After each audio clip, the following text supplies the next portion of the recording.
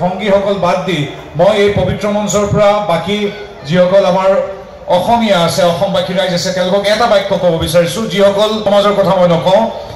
বহু লোক কেৱল সোণাৰাম চুতীয়া বাপেই নহয় বাগ্মীপুৰ নীলমণি ফুকন ডাঙৰীয়াৰ আমি এটা সুকীয়া স্বীকৃতি সেই সময়ৰ পৰা দি আহিছে বেলেগ কথা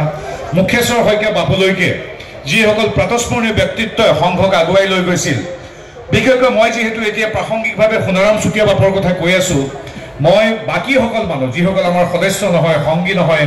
এই আইৰ বা সমস্ত বাদ দি বাকীসকলক ক'ব বিচাৰিছোঁ যিসকলে দূৰৰ পৰাই শুভাকাংক্ষী ৰূপে ইতিবাচকভাৱে ক'বলৈ শুভাকাংক্ষী ৰূপে সংঘৰ প্ৰতি এক আকৰ্ষণ এক যদিও তেওঁলোক সংগী নহয় সংঘৰ প্ৰতি শ্ৰদ্ধা বহন কৰি আহিছে তেওঁলোকৰ এই মঞ্চৰ পৰা এটা বাক্যৰ এটা আহ্বান জনাম সোণাৰাম চুতীয়া বাপ কেৱল সংঘৰ এগৰাকী সংগী বা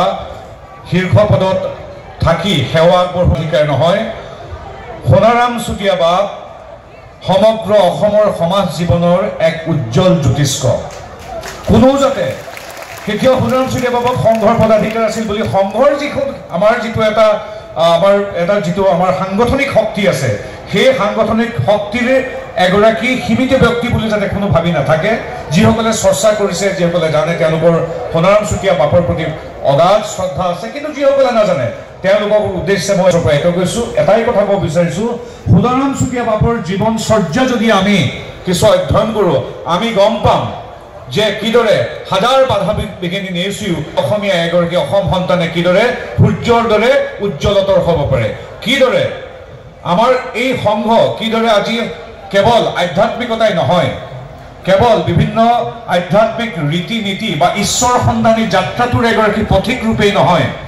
সামগ্ৰিকভাৱে সমগ্ৰ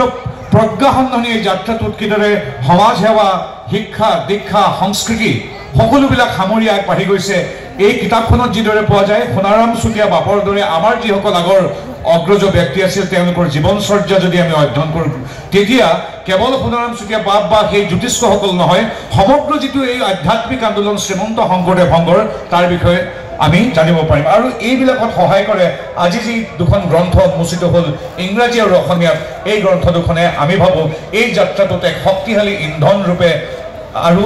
গতিটো ত্বৰান্বিত কৰিব বিশেষ মই নকওঁ এটা কথা মই মাজতে কৈ লওঁ মোৰ সৌভাগ্য হ'ল যে আমাৰ যিটো শ্ৰীমন্ত শংকৰদেৱ সংঘৰ আমাৰ যিখন বিশ্ববিদ্যালয়ৰ মূল যিটো কেম্পাছ মূল চৌহদটো আছে নগাঁৱত আপোনালোকে জানে মই শংকৰ সংঘলৈ নিজে মোক কোৱা নাছিল মই নিজেই